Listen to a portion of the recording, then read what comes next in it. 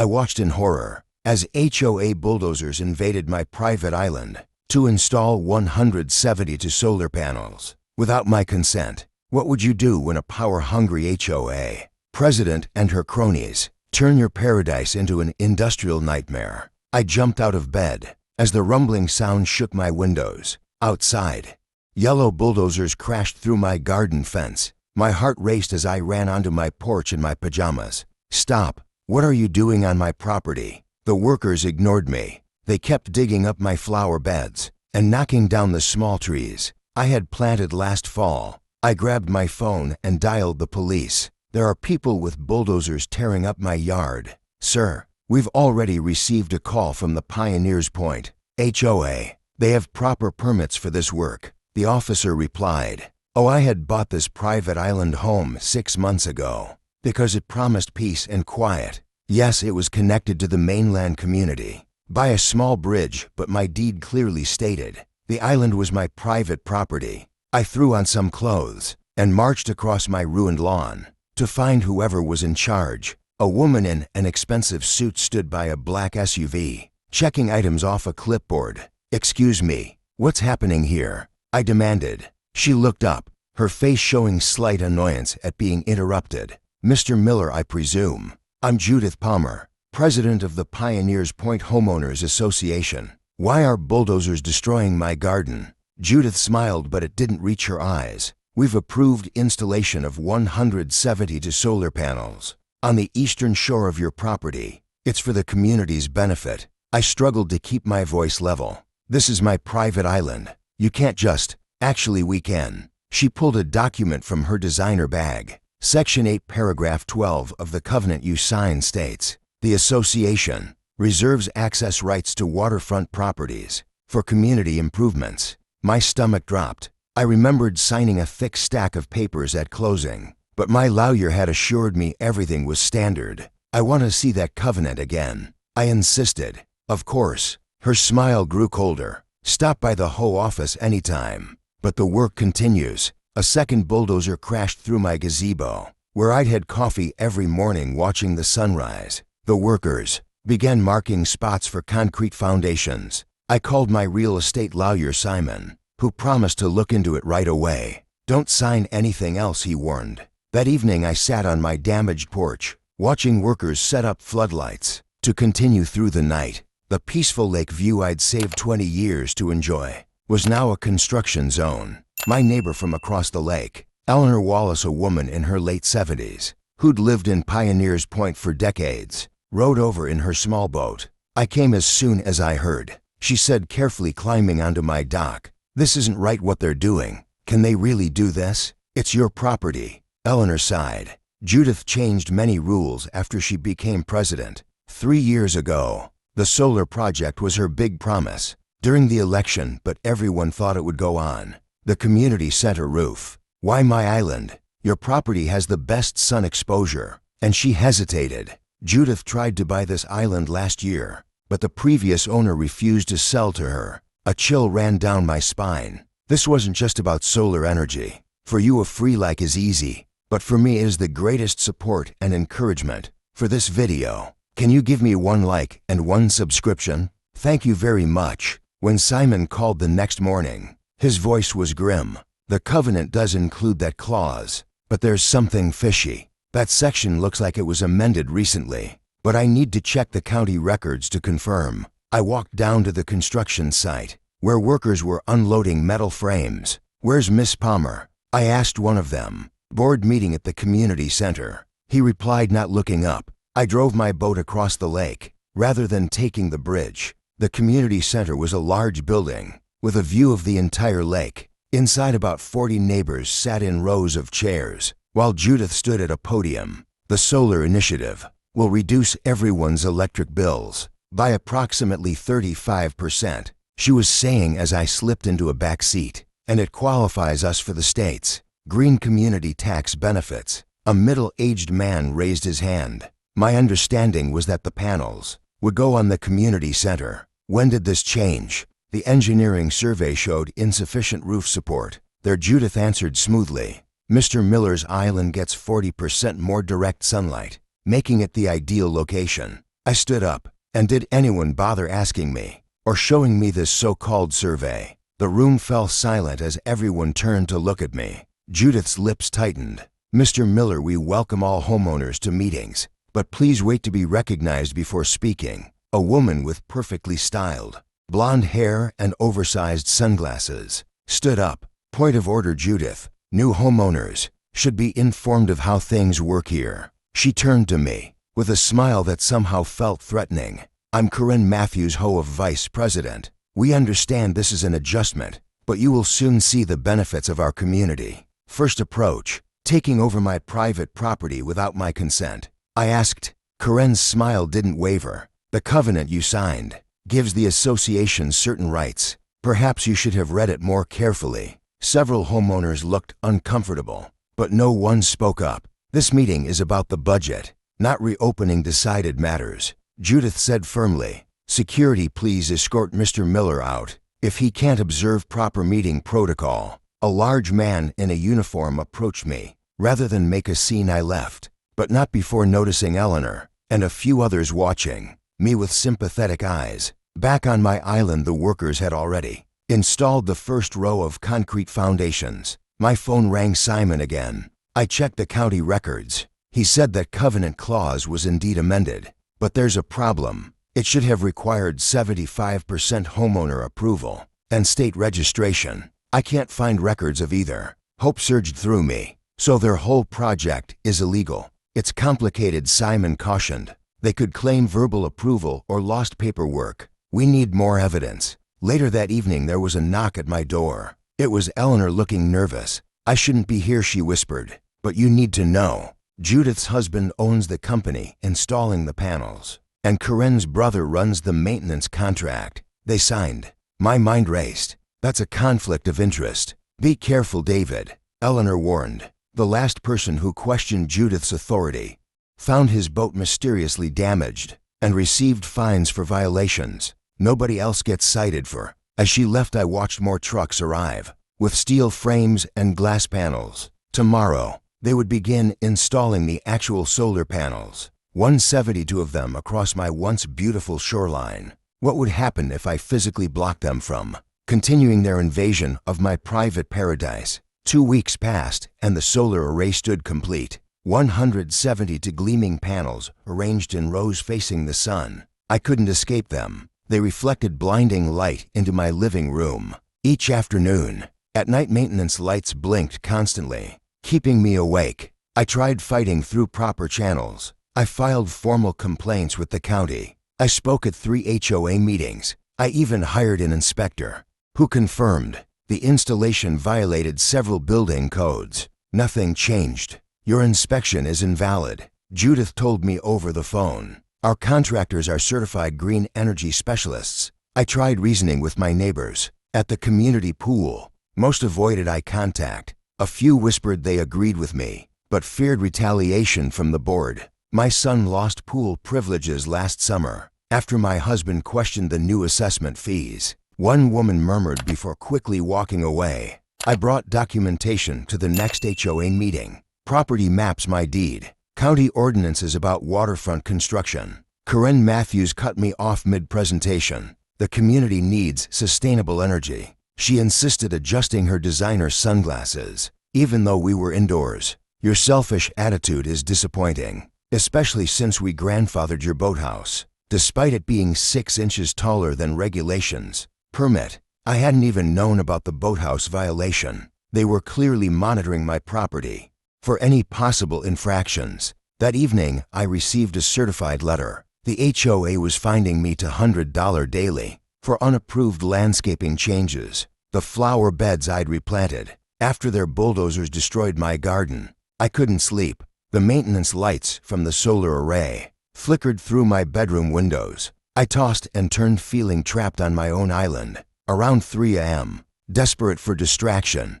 I began reading through the box of books I'd inherited from my grandfather but never opened. Among dusty novels and photo albums, I found a leather journal. My grandfather had been a botanist, specializing in native trees. The journal contained detailed notes on species that flourished in our region. One page caught my attention. hybrid poplars alongside empress trees.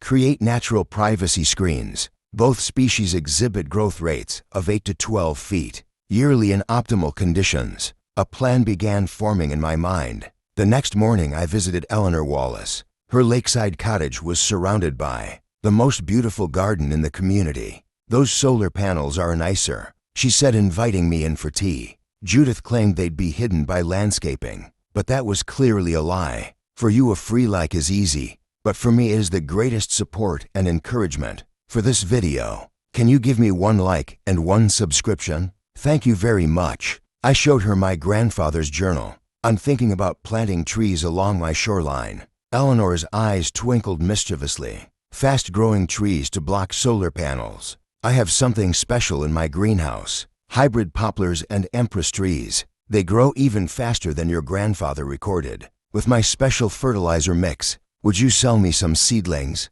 "Better than that," Eleanor said. "I'll help you plant them. I've been propagating these beauties for years." My bank account suffered as I withdrew my savings, but watching Eleanor load 200 seedlings onto my boat felt like the first victory. In this battle tied the sun's path and determined exactly where to place each tree for maximum solar blockage. By next year, that night I began planting under cover of darkness, working with just a small headlamp. The soil was still loose from the construction, making it easier to dig. I had planted nearly 30 seedlings when bright light suddenly flooded the shoreline. "What are you doing out here so late?" I froze, dirt-covered, shovel in hand. The security guard hired by the hoe approached, flashlight aimed at my face. "Just doing some late-night gardening," I said, trying to sound casual. "Cooler at night." He lowered his flashlight. "Those look like trees." "Decorative shrubs," I lied for privacy. The guards studied the small saplings. "Miss Palmer specifically instructed us to report any activity near the solar installation." My heart sank. I'd be shut down before I could finish planting. To my surprise, the guard's face softened. My grandfather had his farm taken through eminent domain for a shopping mall. Never sat right with me. He clicked off his flashlight. "I don't come to this side of the island until 2 a.m. That gives you 3 more hours." After he left, I worked frantically, planting saplings in perfectly spaced rows where they would eventually block the panels. By dawn, all 200 were in the ground, each one representing hope. The next day, I reinforced my legal position. Simon helped me file a formal appeal with the county zoning board. I also contacted the state environmental protection office about potential wetland disruption from the installation. I was working from home when someone pounded on my front door. Corinne Matthews stood there, face flushed with anger. "Remove those trees immediately. They violate Section 12.4 of the Landscaping Covenant, which prohibits what exactly?" I asked calmly. "Unauthorized modifications that impact community assets." I smiled. Interesting interpretation. But Section 5.7 explicitly permits homeowners to plant native species for erosion control, which is exactly what I've done.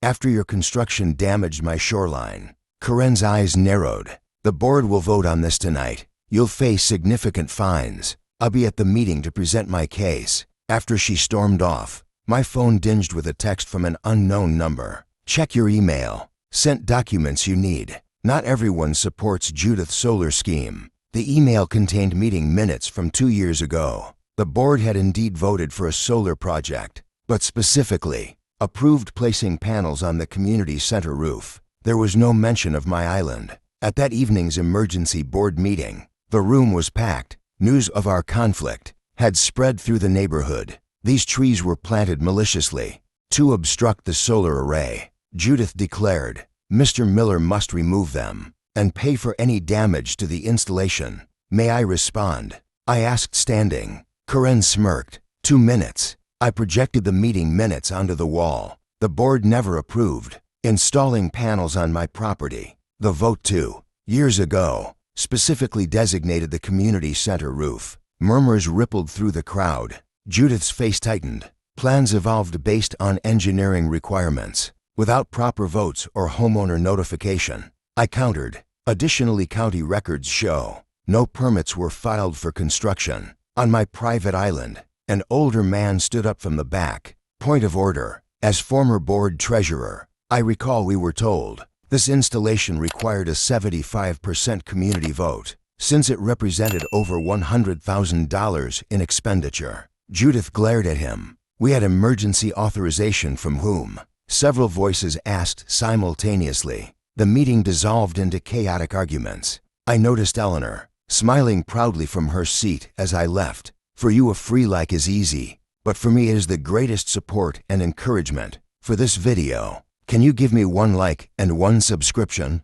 Thank you very much. 3 neighbors approached to offer support. One was a contractor who promised to check whether the installation met code requirements. Another worked for the local newspaper and asked if I'd share documentation for a possible story. For the first time, I felt I might win this battle. That night I slept soundly despite the blinking lights, dreaming of tall trees shading my property. A loud crash jolted me awake at dawn. Looking outside, my blood ran cold. A landscaping crew was on my shoreline, chainsaws running. They were cutting down my newly planted trees. Who had authorized this new assault on my property? And how far was I willing to go to defend my island? 6 months passed in a blur of dirt, sweat, and hope. I woke before dawn each day to tend my growing rebellion. My hands cracked and bled from digging in rocky soil. But I couldn't stop, not with Judith watching from her boat, binoculars trained on my every move. Look at them, I whispered to my trees one misty morning. Already 5 feet tall, the hybrid poplars and empress trees shot up faster than I dared hope. Their leaves rustled like applause when I walked among them, my secret weapon against hoity-toity. Across the water, residents complained about the solar panels, the harsh glare bouncing off them at sunset, the buzzing noise from inverters, the maintenance trucks rumbling down their quiet streets at odd hours. Yet nobody dared challenge Judith directly until my trees began casting the first shadows. Emergency meeting, screamed the red-lettered email from the hoe. I smiled. They'd noticed. I walked into the community center with my head high. The room fell silent as neighbors turned to stare. Item 1: illegal vegetation on lakefront property. Judith announced, slamming her gavel. Her normally perfect hair looked frazzled. Today those trees must go. Why? I asked calmly. They're native species, drought-resistant and excellent for preventing erosion. They're blocking our community investment. Corinne Matthews shouted from beside Judith. Her designer sunglasses couldn't hide her rage. Do you know how much those solar panels cost? Approximately $1 for 38,000. I replied, which is odd, since the market rate should have been closer to $300,000. Murmurs rippled through the crowd. Judith's face paled. And I'm curious who chose SU and Tech Industries for installation. I continued, especially since their CEO plays golf with your husband every Wednesday, Miss Palmer. That's irrelevant. Judith banged her gavel again. We're discussing your deliberate sabotage of community property. I'm simply landscaping my land, I said with a shrug. Section 5 of our covenant clearly states, homeowners may cultivate vegetation for aesthetic and privacy purposes. I find these trees very aesthetically pleasing. Thomas Harrison, my mainland neighbor, suddenly stood up. I'd counted him as an ally. After he complained about solar glare on his deck, I move we amend the bylaws to restrict tree height on waterfront properties. The betrayal hit me like a punch. Later, I'd learn about the tax break Judith had promised him. Such amendments require a 75% vote. I reminded everyone, clutching my printed copy of the bylaws and proper notification to all members. Judith's thin smile chilled me. We'll hold the vote next week. I'm sure everyone will see reason. I underestimated her determination. While I tended my growing trees, Judith began her campaign. She visited seasonal homes, gathered proxy votes from absent owners, and spread rumors about my environmental sabotage. I came home one rainy Thursday to find my island invaded again. Yellow notices stood like enemy flags throughout my saplings: vegetation violation, remove within 48 hours, or face daily fines of $500. My stomach dropped. At $500 per day, they'd bankrupt me within months. As thunder rolled across the lake, my phone buzzed with an unknown number. Hello, I answered, watching rain drip from my trees. Don't remove a single sapling,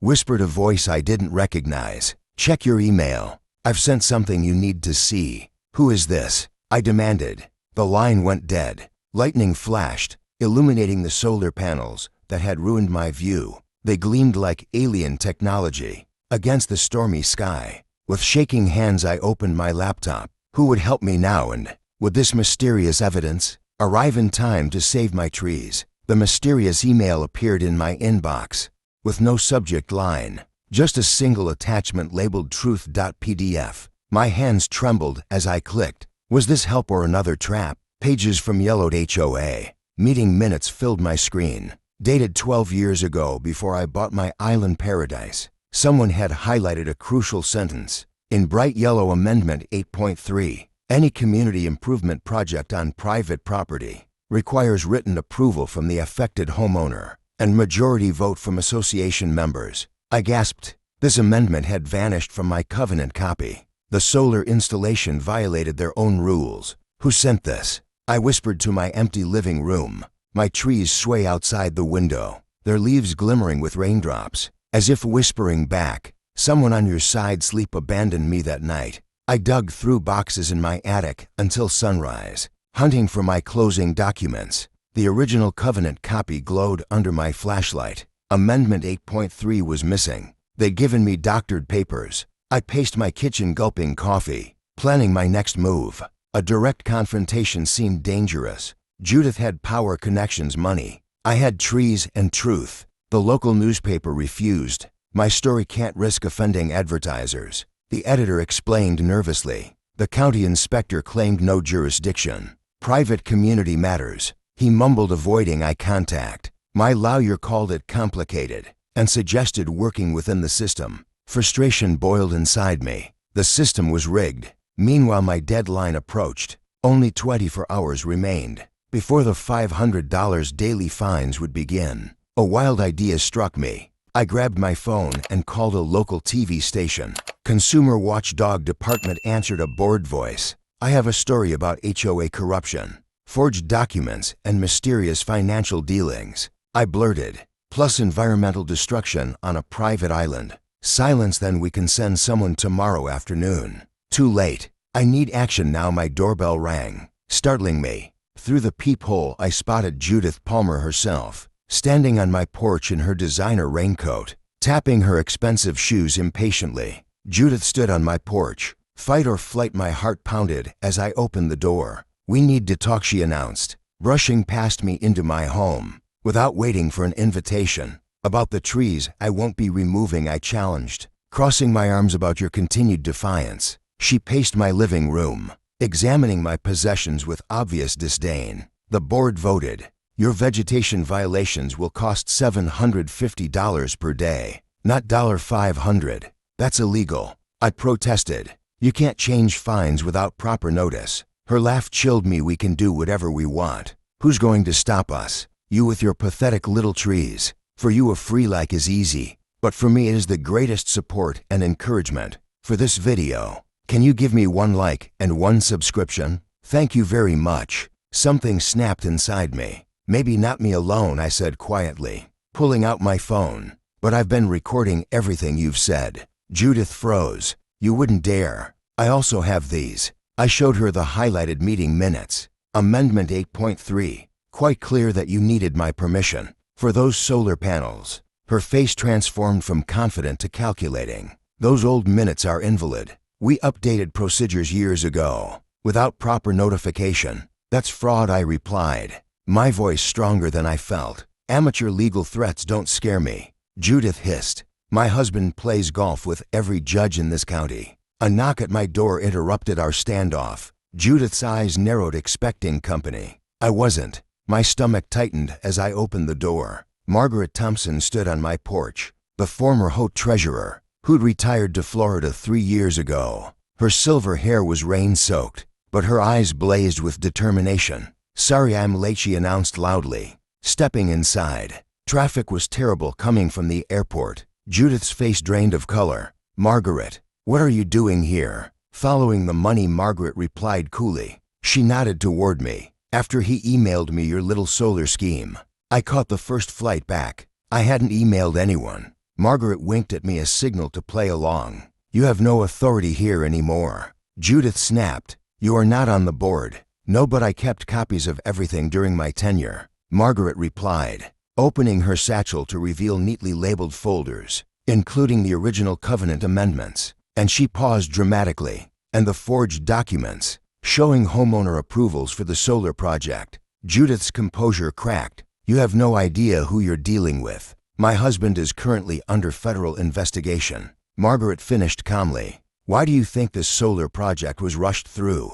The kickbacks from SU and Tech Industries make a convenient offshore deposit. As Judith lunged for her phone, Margaret added, I've already spoken with the district attorney. They're quite interested in the Hoist financial records. You'll regret this. Judith snarled, storming toward the door. Both of you, after she slammed out. Margaret's confident demeanor sagged. She sank onto my couch. That woman always was a nightmare. Thank you, I said, still processing what had happened. But I never emailed you. Margaret looked puzzled. Someone did, with extensive financial records. I assumed. We stared at each other. Who else knew about Judith's scheme? We need to move quickly, Margaret warned. Judith fights dirty when cornered. We spent hours building our case, organizing evidence, making calls. Victory seemed possible for the first time. As evening approached, I walked Margaret to her car. Thank you for coming back to fight this. She squeezed my arm. Some battles are worth fighting. As her tail lights disappeared down the road, I felt lighter than I had in months. My gaze drifted across the lake to my island, and my heart stopped. Smoke rose from among my trees, black against the sunset sky. No, I screamed, racing toward my boat. Who would burn my island? And could I save my tree army before it was too late? Smoke filled my lungs. As I jumped from my boat onto the shore, my beautiful trees were burning. Flames ate away at the branches, while hoe workers just watched, with hoses and equipment nearby. Stop this right now, I yelled, running toward Derek Williams, the maintenance boss. Derek wouldn't look at me. Just doing our job. Fire safety work, he mumbled, shifting his feet. Fire safety. It rained yesterday. These trees aren't dry. The workers looked at their boots. One guy with a kind face whispered, we didn't want to do this. She made us. I grabbed my phone and recorded everything. The healthy trees burning. The guilty faces, the unnecessary destruction. Then I called 911. Fire on Sapphire Lake Island. My property is burning. While waiting for help, I spotted Corinne's white SUV parked on the access road. She was taking pictures of me, panicking, actually smiling as my trees died. When she saw me notice her, she quickly drove away. The fire trucks arrived with sirens blaring. Chief Rodriguez jumped out first. What happened here? The Hoya is burning my trees without permission. I explained, showing him the video I'd taken. This isn't an approved burn. We never issued a permit, he said, looking angry as his team started spraying water. I felt sick watching my tree army fall. Others barely damaged. My plan to block the solar panels was literally going up in smoke. That night I couldn't sleep. The smell of burnt wood filled my house. Around midnight, thunder boomed across the lake. Rain pounded my roof as lightning flashed. Every few minutes, I sat by my window watching nature's fury, feeling it match my own anger. A massive lightning bolt struck near the solar panels, so bright it lit up my entire living room. The boom shook my windows. Then everything went quiet except for the rain. At dawn, I walked through my muddy, charred garden to see what happened. The lightning had hit the main control box for the solar panels. The metal box was black and melted, with wires hanging out. At least 30 panels were cracked, some hanging sideways. My phone buzzed with a text from a number I didn't know. Check your email now. Evidence about the fire. The attached photos showed Corinne giving money to Derek. Yesterday morning, another picture showed a typed order with Judith's signature. Remove trees by any means necessary before inspection. As I stared at my phone in shock, a community alert popped up. Emergency HOA meeting, 3 p.m. today. Attendance mandatory. For you, a free like is easy, but for me it is the greatest support and encouragement. For this video, can you give me 1 like and 1 subscription? Thank you very much. I texted Margaret, are you coming back for the meeting? She replied instantly, already here with the district attorney. Don't tell anyone. Bring your evidence. Could this meeting be the turning point in our battle? Or was it another trap set by Judith and Karen to finish me off completely? I walked into the packed community center, gripping my phone with the evidence. Every chair was filled, people stood against walls, whispering about the solar panel damage and my burning trees. I noticed TV news vans outside. Someone had tipped them off. Harold Jenkins, the whole lawyer, stood at the front, looking sweaty and nervous. Judith was nowhere to be seen, but Karen sat in the front row wearing a smug smile. "Where's our president?" someone shouted. Harold cleared his throat. "Miss Palmer sends her regrets. She had an unexpected matter to attend to." "You mean the police showed up at her house?" yelled Mrs. Gonzalez from the back. The room erupted in shocked voices. Karen jumped up and grabbed the microphone. "Everyone calm down. As vice president, I'll run this meeting. First order of business: voting on fines for the island properties, damaged trees, and lightning sabotage." "Sabotage?" I stood up. "You think I controlled the lightning?" The room laughed nervously. Karen's face turned red. "I have something to share," I announced, walking to the front. Karen tried to block me, but Harold surprisingly stepped between us. "The cheer recognizes the island resident," he said firmly. I connected my phone to the projector. The picture of Karen paying Derek appeared on screen. This was taken yesterday morning, before my trees were deliberately burned. I swiped to the next photo. Judith signed order. Gasps filled the room. Karen lunged for my phone, but Harold grabbed her arm. "That's fake," she screamed. The back door opened. Margaret Thompson walked in, with a stern-looking woman in a suit, and to police officers. "District Attorney Rivera," the woman introduced herself. "We're investigating financial fraud and property destruction. Miss Matthews, please remain seated." One officer stood beside Karen, while the other guarded the door. The DA addressed the crowd. "We've uncovered disturbing evidence. The solar company that installed your panels is owned by Judith Palmer's brother-in-law. The HOA paid triple the market rate, with the difference split between several board members." A news reporter slipped in. Camera rolling. Thomas Harrison jumped up. "But the solar project was for clean energy, for our community."